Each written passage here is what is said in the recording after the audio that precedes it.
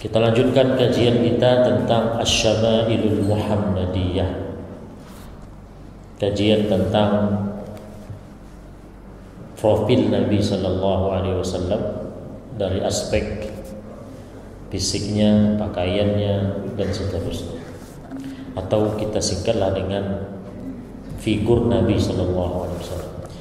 Kita sudah sampai pada satu bab yang ditulis oleh Al-Imam At-Tirmidzi, salah seorang ulama hadis, yang salah satu kitab hadisnya yaitu Sunan At-Tirmidzi sampai hari ini menjadi ummahat kutubil hadis, referensi utama hadis yang diakui oleh setiap ulama dari zaman ke zaman. Jadi yang mengarang ini bukan ulama ecek-ecek, tapi ulama sunnah, ulama pakar hadis, yaitu Al-Imam At-Tirmidzi. Kita masuk pada bab yang kedua, yaitu beliau beri judul Bab Ma Jaa Fi Khatamin Nubuwah. Bab tentang riwayat-riwayat yang datang dari para sahabat terkait dengan stempel kenabian. Jadi Nabi sallallahu alaihi wasallam, Muhammad sallallahu alaihi wasallam, itu Allah berikan stempel atau cap yang menunjukkan dia seorang nabi. Jadi kalau disebut stempel, jangan bayangkan stempel yang ada di zaman kita ya, atau zaman purbakala, zaman-zaman Majapahit dan sebagainya. Seperti apa stempel kenabian itu? Khatam itu artinya kan stempel atau cap. Nah, di sini Imam At-Tirmidzi menyebutkan beberapa riwayat. Yang pertama, kata beliau, dari salah seorang sahabat yang bernama As-Sa'ib ibn Yazid. Namanya As-Sa'ib, nama ayahnya Yazid. Kata sahabat ini, "Dhahabat bi khalati ila Nabi sallallahu alaihi wasallam." Saya dibawa oleh saudara perempuan ibu saya. Apa bahasa kitanya? Bibi. Jadi saya punya ibu. Nah, ibu saya ini punya saudara perempuan. Kalau bahasa kampung omak ya aja, atau etek bisa ya. Macam-macam lah ya. Intinya kata As-Sa'ib ini, sahabat Nabi ini, saya satu kali dibawa oleh saudara perempuan ibu saya. Di mana atau kemana dia bawa? Dibawa menghadap Nabi sallallahu alaihi wasallam. Sesampainya di hadapan Nabi, saudara kandung ibu saya ini berkatalah dia kepada Nabi, "Ya Rasulullah, inna ibna ukhti waji'." Wahai Rasulullah, kata beliau, kata saudara kandung, saudara perempuan ibunya ini, wahai Rasulullah, keponakan saya ini, ya keponakan, anak saudara saya ini yang bernama As-Sa'ib ini yang saya bawa ini menghadap engkau wahai Rasulullah, sedang sakit atau ada yang sakit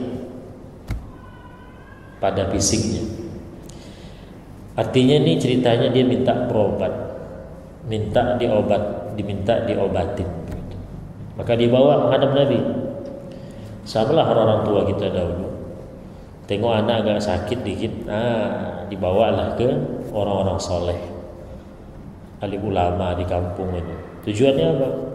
Dengan nanti ya mungkin diruqyahnya, atau nanti dia doakan, atau mungkin nanti air itu dia baca Al-Fatihah, kemudian disuruh minum. Dan ini sah dan tidak syirik. Yang bilang syirik ini masalah. Jadi setelah disampaikan ke Nabi, wahai Nabi, ini anak saudara saya ini sakit, tolong obatilah ya Rasulullah. Famasaha sallallahu alaihi wasallam ra'si. Oke. Oh begitu, sakit anak saudara kamu ini. Oke.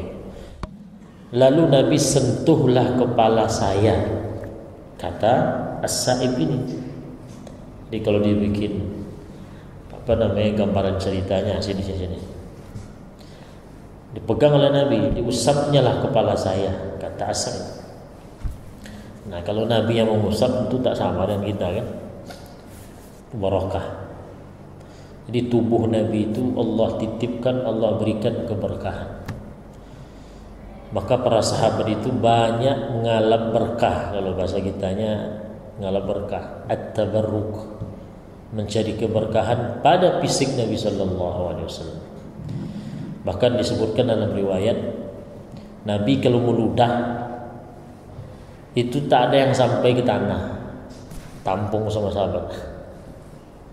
Ludah Nabi itu sampai ditampung, ada tampung tuh, beluman ke badan. Apa bahasa Indonesia beluman? Ya kayak punya terason, kita tahu terason Pak. Terason itu dulu kan. Sampai seperti itu. Bahkan ada riwayat yang mengatakan kencing Nabi sallallahu alaihi wasallam. Kencing, Ustaz. Jangan bayangkan kencing kita virus saja isinya. Jadi seluruh badan Nabi itu ternyata ada keberkahan. Maka ulama sepakat bertabarruk atau mencari keberkahan pada fisik Nabi itu lagi-lagi bukan syirik. Berarti kita sama, karena Nabi itu dengan dewa itu persepsi yang salah. Bahkan Nabi saya kalau berwudu itu air yang jatuh dari anggota wudu Nabi itu tak ada yang sampai ke tanah, tampung sama sahabat. Sekolah menyampung, sekolah menampung. Bahkan di hadis disebutkan hampir saling memerangi, ataunya apa bahasa kita ya, berebut berdesak-desakan untuk mendapatkan tetesan air bekas wudu dari anggota wudu Nabi itu. Dan tidak satu pun sahabat Nabi yang melakukan itu atas dasar motif atau alasan memandang Nabi ini adalah setengah dewa, anak Tuhan.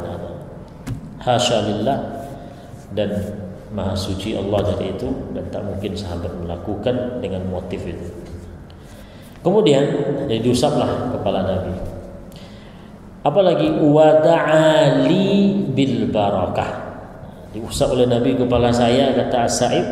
Lalu Nabi mendoakan saya, doanya itu minta keberkahan. Ya Allah, di sini tak disebutkan pula teks doa Nabi itu, tapi secara tekstual di sini sebutkan Nabi mendoakan saya kepada Allah untuk diberikan keberkahan. Ini yang diamalkan oleh orang tua, orang-orang soleh di kampung kita dulu. Tapi bukan dukun. Kalau dukun iyalah datang kita ke guru-guru ngaji umpamanya, ke ulama-ulama, pegang ubun-ubunnya atau pegangnya tangan, itu didoakan oleh dia. Nah, ini yang terjadi pada diri As-Sa'ib, dan pelakunya adalah Rasulullah sallallahu alaihi wasallam. Lalu apa lagi? Wa tawadda, kemudian Nabi berwudu. Ketika Nabi usai berwudu, apa kata As-Sa'ib?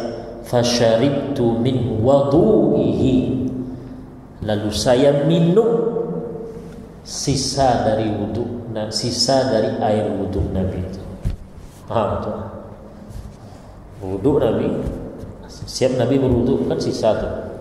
Mungkin ada sedikit yang tersisa dari tempat wadahnya itu. Diminum oleh As-Sa'id. Dan Nabi tak ada mengatakan syiri Allah. Karena tadi saya katakan bahwa ulama sepakat kalau pada Nabi silahkan. Sedangkan sampai itu diyakini ini adalah atas dasar beribadah menyembah kepada Nabi. Nauzubillah. Tapi apakah ini berlaku juga kepada selain Nabi? Fihi khilaf. Ini yang diperdebatkan oleh ulama sampai detik ini. Di antara ulama yang mengatakan boleh juga itu dilakukan pada selain Nabi, seperti orang soleh, ulama, adalah Imam An-Nawawi, Al-Imam Ibnu Hajar Al-Asqalani, pengarang kitab Fathul Bari. Dan dua orang ulama hadis juga katanya. Sampai detik ini buku-bukunya, jilidnya dibaca oleh setiap ulama dan pelajar hadis di berbagai penjuru dunia. Ini di antara ulama-ulama yang mengatakan boleh juga kita lakukan itu pada selain Nabi. Umpamanya ini orang nih, kita lihat dugaan buat kita ini orang soleh, berilmu pula lagi, Sisa dia berwudu, habis dia berwudu, kita minta tuk umpamanya kan, ongku minta mau kita sisa wudu ongku tu. Imam An-Nawawi mengatakan boleh. Alasannya apa? Dikiaskan, kias itu apa artinya? Disamakan dengan apa yang dilakukan oleh sahabat pada Nabi. Tapi ada juga ulama yang mengatakan tak boleh. Itu hanya khusus Nabi saja. Apapun itu yang jelas ini perkara khilafiyah. Jangan sampai mensirik-sirik orang. Baik, kemudian wa kuntu khalfa dhahri. Setelah Nabi berwudu, kemudian saya minum sisa air wudu Nabi tadi. Kemudian saya tegak di belakang punggung Nabi. Duduklah, tegaklah di belakang punggung Nabi. Fa nadhartu ila al-khatam baina katifai. Inilah dia poin kita. Ketika As-Sa'ib bin Yazid ini berada pas di belakang punggung Nabi, disitulah terlihat oleh As-Sa'ib ini stempel kenabian. Letaknya antara dua bahu Nabi. Berarti di tengah-tengah. Punggung ini tapi di tengah-tengah. Bahu kanan, bahu kiri, di belakang. Kemudian terlihat oleh As-Sa'ib seperti apa bentuk yang terlihat oleh Sa'ib itu, oleh sahabat ini. Beliau ungkapkan dengan redaksinya dia. Maka nanti berbeda-beda. Sahabat yang melihat itu dia ungkapkan dengan narasi, dengan kalimat, dengan gambaran yang berbeda-beda. Tergantung kemampuan masing-masing menggambarkan. Kalau benda-benda yang baru kita lihat, ada 5 orang yang melihat, pasti berbeda nanti. Tapi ada kesamaan juga. Lonjongnya, mungkin bisa tuh. Yang lain juga mengatakan lonjong. Tapi bisa jadi mungkin nanti menggambarkan tak menyebut kata lonjong, tapi dengan kata yang lain. Tapi secara keseluruhan nanti tergambarlah bentuknya. Kalau ada foto seperti itu, tak akan berbeda lagi pandangan cara penggambaran. Tapi tidak ada foto. Kalau sempat menggambar sahabat. Apa kata As-Sa'ib? Fa idza huwa mithlu zirril hajalah. Ternyata kata As-Sa'ib ini, stempel kenabian itu seperti al-hajalah, zir al-hajalah. Para ulama hadis, para ulama ini berbeda dalam memaknainya. Tapi jumhur atau mayoritas ulama hadis mengatakan zir al-hajalah ini artinya adalah seperti rumah yang berbentuk kubah. Kubah masjid seperti apa bentuknya? Kan bulat gitu aja kan, menonjol gitu. Begitulah As-Sa'ib ini menggambarkan. Sampai di situ beliau hanya bisa menggambarkan. Saya lihat kata dia, stempel kenabian itu seperti kubah, rumah tapi yang berbentuk kubah. Situ aja informasi dari As-Sa'ib. Kemudian riwayat yang lain. Riwayat yang lain ini yang mengalami adalah Jabir ibn Samurah. Ini sahabat Nabi lagi. Apa kata Jabir ini? Ra'aitul khatam baina katifai Rasulillah sallallahu alaihi wasallam ghuddatan hamra. Orang yang lain tapi melihat dan mengalami hal yang sama, tapi penggambarannya berbeda secara narasi. Apa kata Jabir ini? Saya pernah melihat stempel kenabian pada punggung Nabi antara dua bahunya. Tapi yang dilihat oleh beliau ini, Jabir ini, dia ungkapkan dengan apa? Ghuddatan hamra. Seperti saya lihat itu bak atau seperti sepotong daging kemerah-merahan. Ada daging pula. Kayak daging katanya, warnanya kemerah-merahan. Mungkin ada yang kita pernah melihat daging tubuh, kan ada daging tubuh di badan itu biasanya. Ada yang kan lebih jarinya 6 namanya. Ada aja daging tubuh itu. Daging itu yang dia maksud seperti itu, tapi warnanya kemerah-merahan. Misla baydatil hamamah. Ini pula kata Jabir. Kalau dicari yang mirip-mirip daging yang warna merah yang saya lihat itu itu lebih kurangnya seperti telur burung merpati. Seorang apa telur burung merpati itu? Ada yang pernah lihat Pak? Mana besar telur ayam dengan telur burung merpati? Saya belum pernah lihat. Pernah lihat? Kecil Pak ya? Sebesar telur puyuh enggak? Oh begitu.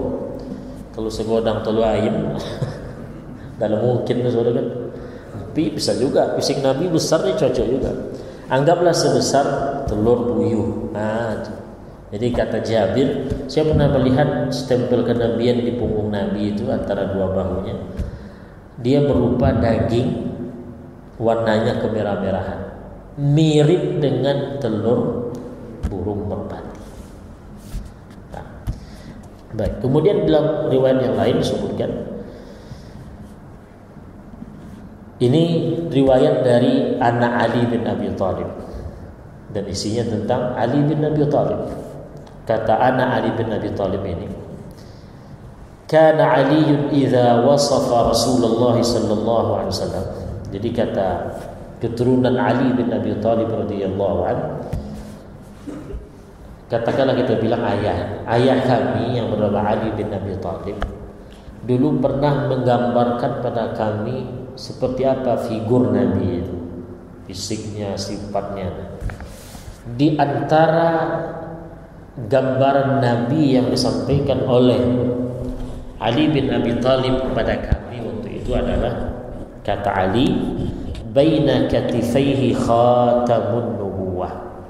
Ayah kami bercerita, di antara dua bahu Nabi itu, kiri dan kanan, pas di punggungnya itu ada stempel kenabian. Wa huwa khatamun nabiyyin. Dan itu stempel bukan sekedar nabi saja, tapi penutup para nabi. Kalau ada orang mengaku jadi nabi, tinggal tanya aja.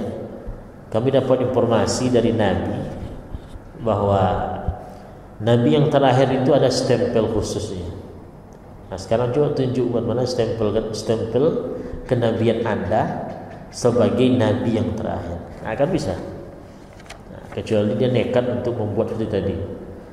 Carinya daging, dioperasinya punggung, gitu. Tapi Allah tak akan biarkan. Kemudian kita ambil satu hadis lagi. Hadis ini agak panjang Bapak Ibu yang dirahmati Allah. Isinya tentang bagaimana kisah Salman Al-Farisi. Salman Al-Farisi ini sahabat Nabi, tapi bukan orang Arab, orang Persia. Maka kalau sudah Salman ada ujungnya Al-Farisi, orang Persia.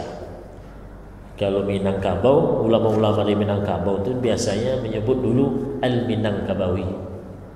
Oh, orang Minang ya, Pak. Nah, kalau orang Jawa Al-Jawi. Masalahnya kalau Jawi itu dipahami sapi kan bahaya dia. Kalau orang Aceh Al-Adsyi, tapi tak begitu ma'ruf. Dulu orang-orang di Aceh, orang-orang di Arab Saudi atau di Mekah itu, orang-orang yang berasal dari Nusantara, Malaysia, Patani, Indonesia terutama, karena waktu itu belum ada Indonesia, belum berdiri negara yang bernama Indonesia. Orang-orang yang berasal dari Asia Tenggara ini, itu mereka menyebutnya dengan Al-Jawi. Itu saja. Jadi kalau si fulan Al-Jawi berarti dari wilayah Asia Tenggara. Di saat belum ada negara-negara Malaysia, Singapura, Indonesia dan seterusnya. Singkat cerita saya sampaikan bahwa di hadis ini cerita tentang Salman Al-Farisi itu kan dia berguru dengan tokoh agama Nasrani. Dia dapat informasi dari tokoh Nasrani itu bahwa akan datang nanti suatu nabi paling besar dan dia penutup para nabi. Ini berarti tokoh, ya katakanlah pastor ya, pastor garis lurus berarti. Kenapa saya kata garis lurus? Dia mau menyampaikan dan membocorkan informasi yang dia kalau itu disampaikan bahaya Pak. Berarti kan sama saja menyuruh kamu nanti cari nabi itu, ikuti dia. Berarti kan nyuruh masuk Islam, berarti nyuruh ikut beriman pada Nabi Muhammad. Jadi singkat cerita, Salman ini diberikan informasi oleh tokoh agama waktu itu yang bukan Islam, kamu kalau nanti akan datang nabi akhir zaman, dia akan muncul di wilayah itu katanya. Tapi tak sebut Mekah. Ciri-cirinya, di antara ciri-cirinya kata tokoh agama non-muslim ini, di punggungnya ada cap atau stempel kenabian. Ciri-ciri yang lain, dia tak mau memakan sedekah. Jadi kalau ada orang bersedekah ke Nabi Muhammad, Nabi tak mau makan. Apalagi zakat. Jadi kalau ada orang ngaku Nabi tapi zakat diampai juga, berarti lah joleh itu. Nabi Muhammad tak mau dan dilarang, bukan tak mau dari dirinya, memang tak boleh, dilarang. Bahkan keturunan Nabi pun tak boleh memakan atau menerima harta zakat. Oke. Singkat cerita, sampailah pada waktunya di mana Salman ini berjumpa dengan sosok Nabi Muhammad. Ya karena dia belum beriman, dia ingin uji dulu. Betullah orang ini sesuai dengan kriteria yang disampaikan oleh tokoh ulama agama yang dia terima. Dan ciri-cirinya itu termaktub dalam kitab suci mereka, katakanlah Injil atau Taurat. Hari ini aja mereka tak jujur. Kalau jujur dia bisa berubah juga agama mereka. Singkat cerita Bapak Ibu yang dirahmati Allah, diteslah oleh Salman Al-Farisi. Caranya gimana? Informasi pertama, Nabi ini dia tak mau memakan sedekah. Dibawa oleh Nabi, dibawa oleh Salman ini makanan, katakanlah kurma bapaknya. Wahai Muhammad, ini sedekah saya kepadamu dan para sahabat. Lalu kata Nabi apa? Irfa'ha, angkat, kasih yang lain. Kami tak makan yang namanya sedekah. Dicek tulislah oleh Salman. Cik baru. Satu. Yang kedua, besoknya datang lagi Salman bawa sesuatu yang bisa dimakan juga, tapi namanya lain lagi, hadiah. Wahai Muhammad, kalau petang bukan sedekah, kalau kini ku hadiah lah. Akhirnya apa? Kata Nabi, ubsutu. Bentangkan, letak di bawah. Panggilnya Nabi, dipanggil Nabi sahabatnya. Sini kita makan sama-sama. Dua. Karena informasinya Nabi itu tak mau memakan barang sedekah, tapi kalau atas nama hadiah Nabi mau makan. Dua. Yang ketiga lagi Pak, stempel kenabian, letaknya di punggung. Pak, pecarunya bisa menengok. Nah, dalam singkat cerita di riwayat itu disebutkan Nabi itu diberitahu oleh Jibril, wahai Muhammad, ini Salman sedang ngetes nih, tinggal satu lagi. Bingung kayaknya dia, bingung dia sekarang kemana ngetesnya. Kalau ngetes makan sedekah atau tidak kan udah. Ini mengecek, iya nak di punggungnya ada stempel ke Nabi, atau bantu dia, tuh bahasa kita, atau bantu dikit lah. Nabi akhirnya memberikan akses, memberikan celah kepada Salman itu untuk bisa melihat. Saya lupa ingat teks hadisnya, tapi yang jelas Nabi yang menyodorkan, kasih istilahnya dibuka tapi dikit. Nampak tak? Itu bahasa Nabi dah. Nampaklah oleh Salman. Lengkap checklist. Maka berimanlah Salman Al-Farisi, masuklah dia ke dalam agama Islam, mengucapkan syahadat waktu itu. Ini informasi. Kita cukupkan sampai situ mengenai stempel kenabian. Kita masuk pada yang ketiga. Babu ma jaa fi sya'ri Rasulullah sallallahu alaihi wasallam. Ini bab yang ketiga ini tentang riwayat-riwayat yang datang dari Nabi, dari sahabat. Isinya tentang menggambarkan bagaimana rambut Nabi sallallahu alaihi wasallam. Begitu cintanya para sahabat. Sampai obuk rambut pun mereka bisa gambarkan dan terbayang. Riwayat pertama ini dari Anas bin Malik radhiyallahu anhu. Apa kata Anas bin Malik? Kana sya'ru Rasulillah sallallahu alaihi wasallam ila nisfi udhunayh. Kata Anas bin Malik, kata beliau, rambut Nabi sallallahu alaihi wasallam dulu yang saya pernah lihat itu sampai ke pertengahan telinganya, ke telinga. Yang terekam oleh Anas bin Malik, rambut Nabi itu terjulur sampai menutup setengah telinganya. Rambut yang mana tuh? Tentu rambut yang di sini. Kalau sekali liang sampai di kubur lah. Jadi maksud beliau, rambut Nabi yang di atas, yang berada di atas telinga ini, menjulur sampai menutup setengah telinga Nabi. Jangan bayangkan, berarti yang belakang itu situ juga Ustaz. Model apa jadinya? Tempurung jadinya itu. Model sayak, tahu sayak. Keburuk jadinya. Nah, jadi bagian yang di sini rambut Nabi itu yang disampaikan oleh Anas bin Malik sampai ke pertengahan dua telinganya. Kalau awak kan tak bagi jalan semua. Kalau Nabi sampai menutup separuh daun telinga. Itu informasi dari Anas bin Malik. Kemudian informasi dari bunda orang-orang mukmin atau ummul mukminin yang bernama Aisyah radhiyallahu anha. Kata beliau, "Kuntu aghtasil ana wa Rasulullah min ina'in wahid." Saya, kata Aisyah, pernah dulu mandi bersama Rasulullah dari satu bejana. Bukan berendam dalam satu baskom, enggak. Maksudnya mandi berdua, tapi air yang digunakan itu berasal dari satu tempat. Kalau bahasa awaknya mungkin sama-sama mandi menggunakan air satu ember. Ganti-gantian lah ambilnya. Diambil oleh Aisyah, habis itu Nabi mengambilnya lagi. Itu maksud. Bukan mandi berendam dalam satu baskom, enggak, itu maksud. Mandi. Kemudian apa kata Aisyah? Wa kana lahu sya'run fawqal jummah wa dunal wafrah. Ini bahasa Arab yang menggambarkan bentuk-bentuk rambut. Ada namanya, istilah orang Arab itu wafrah.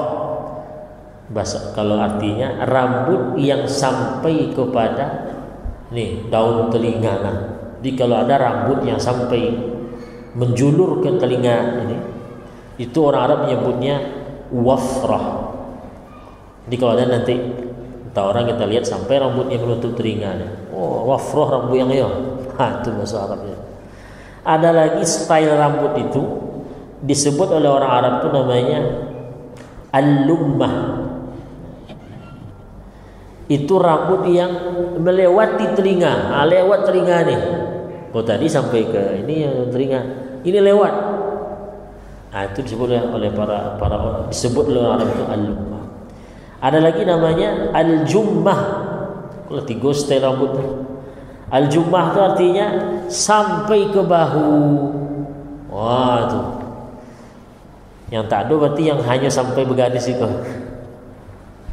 Mungkin ada tapi saya tak tahu bahasa Arabnya apa. Jadi Bapak Ibu, rambut yang sampai ukurannya itu menjulur sampai ke telinga, itu namanya apa? Wafrah.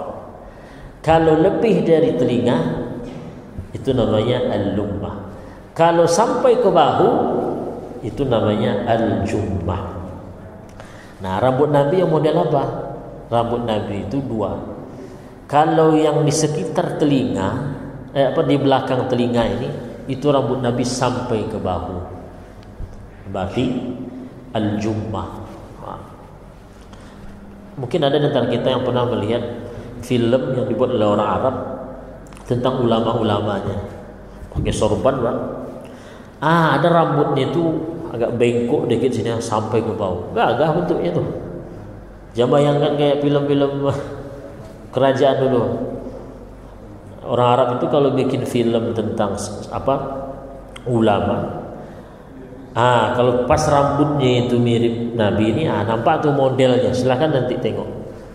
Sampai seperti ini sampai nutup telinga, yang belakang ini itu sampai ke bahu. Bengkok sedikit. Gagah bentuknya, Pak. Pakai sorban. Kalau orang awak pakai sorban buruk nampak kita. Pakai sorban, kalau botak lah kita. Kalau Nabi itu orang Arab tuh memang cocok pakai sorban. Pakai sorban di sini menutup daun telinga atau separuh, yang belakang ini menjulur sampai ke bawah. Gagah, Pak. Awak obok pendek botak dulu. Pakai sorban agak lain gitu. Tapi tak apa, pakailah. Ya. Ini membandingkan dengan style orang Arab. Jadi kata Aisyah, rambut Nabi itu kalau yang di sini ya sampai nutup telinga, separuh nutup telinga. Berarti ini informasi. Kalau Anas tadi separuh. Mungkin rambut Nabi itu kan panjang juga dia. Pas dilihat oleh Aisyah, nutup telinga. Kemudian Aisyah menambahkan yang tak dilaporkan oleh Anas bin Malik. Nah, di sini Aisyah menambahkan kalau yang di sikunya itu sampai ke bahu. Nah, di gambar. Nah, mungkin ada yang bertanya, Ustaz, boleh nak contoh itu? Boleh, Pak. Kalau kita niatkan berambut seperti itu dengan niat mengikuti rambut Nabi, dek sayang, dek cintakan Nabi, maka dibuat style rambut itu berpahala. Tapi Nabi tak pernah menganjurkan. Makanya kata ulama usul fikih, tak sadu dan pada Nabi itu sunnah yang Nabi menyuruh buat modekun. Tak.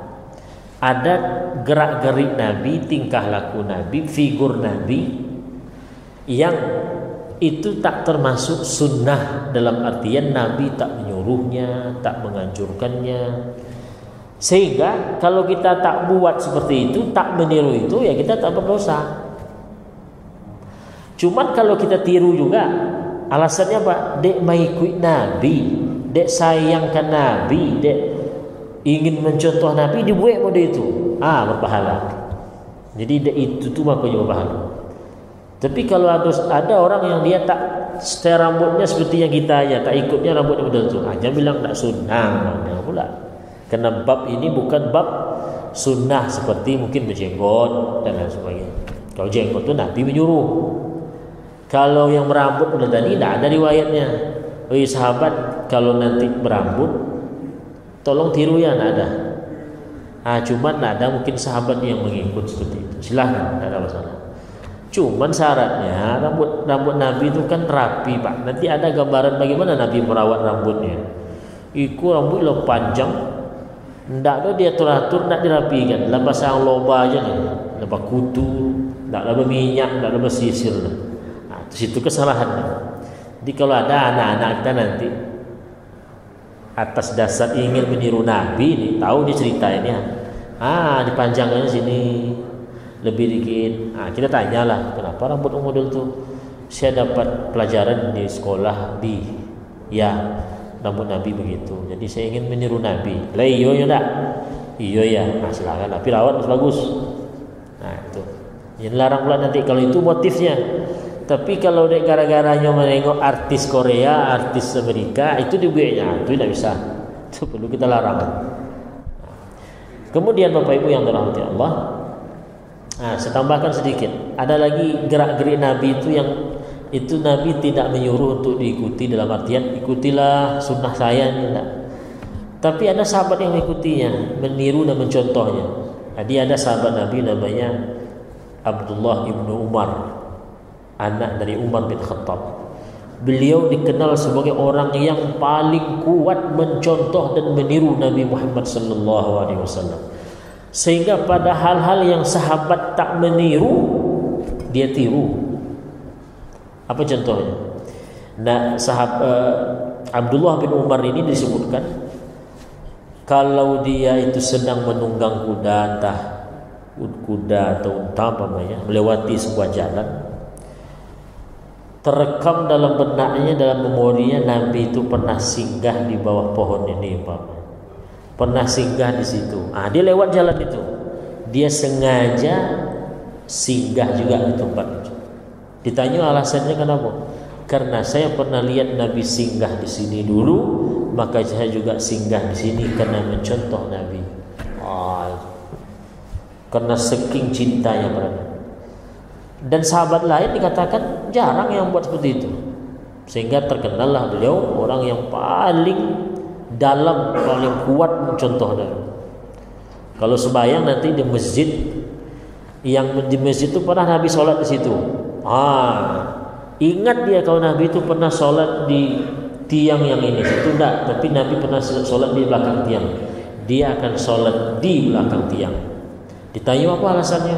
Karena dulu saya pernah lihat Nabi sholat di belakang tiang itu, saya ingin juga mencontoh Nabi di situ. Sehingga Abu Bakar, Umar bin Khattab, ayahnya Utsman Ali, kalah dalam sisi itu. Dan Abdullah bin Umar tidak ada mengecam Abu Bakar, kurang sunnah kau Abu Bakar, tidak, karena babnya seperti itu. Abu Bakar tahu ini babnya bukan bab seperti sunnah-sunnah Nabi yang Nabi menganjurkan atau mengecam kalau tak dilakukan, dan seterusnya. Hadis berikutnya Bapak Ibu yang dirahmati Allah, ini hadis dari Al-Bara bin Azib, sahabat Nabi juga. Kata Al-Bara apa? Kana Rasulullah sallallahu alaihi wasallam barbu'an. Kata Al-Bara, Nabi itu dulu, kata dia, posturnya tinggi tapi tak tonjang. Tonjang itu apa? Tinggi yang berlebihan. Jadi Nabi itu tinggi, ukuran zaman kami dulu Nabi itu tinggi. Tapi tingginya tinggi normal, tak tunjang, tak tinggi. Nah, itulah. Kemudian kata beliau, bu'aida ma bainal minkabain. Ini pernah disinggung sebelumnya. Bahu Nabi itu jaraknya jauh, berarti menggambarkan bidang dadanya. Wa kanat jummatuhu tadribu shahmata udhunai. Dan rambut Nabi itu yang bagian dekat telinga ini itu sampai ke telinganya, artinya menutup daun telinga Nabi. Nah, itu dia poin kita. Kemudian ada lagi riwayat yang berasal dari Anas bin Malik yang bertanya kepada Anas, Qatadah, apa kata Qatadah kepada Anas, kaifa kana sya'ru Rasulullah sallallahu alaihi wasallam. Wahai Anas, saya ingin informasi darimu, seperti apa bentuk rambut Nabi, wahai Anas. Tolong sebutkan, gambarkan. Apa kata Anas? Lam yakun bil ja'di wala bis sabt. Rambut Nabi itu tak lurus betul, juga tidak keriting betul. Apa itu bahasa kita ini? Ikal, Pak. Hah? Bergelombang. Tak keriting betul, tak lurus betul. Bergelombang itu. Kana yablu sya'ruhu syahmata udhunai. Rambutnya itu yang di bagian telinga ini sampai menutup daun telinganya. Kita tambah sedikit, Pak. Dalam riwayat yang lain berasal dari Ummu Hani binti Abi Thalib. Jadi ada seorang sahabiat juga namanya Ummu Hani, menggambarkan begini. Qadima Rasulullah sallallahu alaihi wasallam Makkah. Satu kali Nabi pernah datang ke kota Makkah. Walahu arba'u ghada'ir. Ini menarik, Pak. Saya lihat, kata Ummu Hani ini, di rambut Nabi itu ada 4. Saya tak tahu, tak ingat bahasa Indonesianya. Gini. Kuncir itu apa? Bukan kincir, kuncir. Anak-anak itu biasanya kita lilitkan rambutnya agak berapa? Apa? Kuncir. Kepang. Ya, kepang enggak? Sama ada kuncir dan kepang. Anak-anak SD itu apa? Biasanya kita lilitkan beberapa helai rambutnya. Tuh. Jadi rambut Nabi itu rupanya ada kuncir. Jumlahnya 4. Jadi kalau ada pula nanti laki-laki yang pakai kuncir itu, wah, sama juga pedusi. Tahan dulu. Karena Nabi ada memakai itu. Nantinya Nabi pernah buat kuncir itu. Jadi jangan sampai kita menghukum orang yang punya itu, berarti meniru perempuan. Menarik tuh. Jarang kita lihat laki-laki pakai itu. Biasanya rambut-rambut keriting orang Papua, orang Afrika tuh, Pak. Kami di Mesir itu dulu sering lihat. Mungkin tahap apa pula hobinya, rambutnya itu dibikin seperti itu, kucir gitu.